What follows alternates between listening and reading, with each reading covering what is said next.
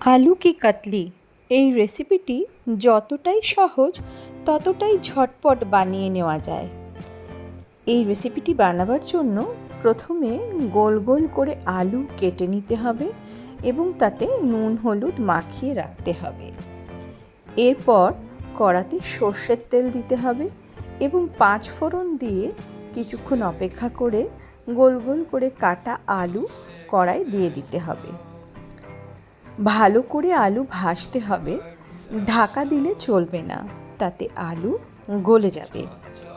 এরপর পেঁয়াজ, লঙ্কা এবং টমেটো কুচিয়ে নিতে হবে।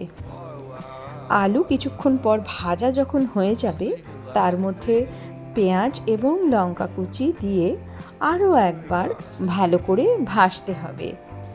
একসাথে আলু পেঁয়াজ ভালো করে ভাজা হলে পরে এর মধ্যে টমেটো কুচি দিয়ে দিতে হবে।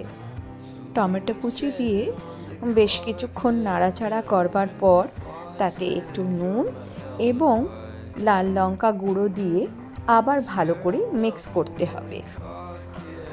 গ্যাসের আঁচ একটু বাড়ানোই থাকবে, কমিয়ে দিলে গলে যেতে পারে।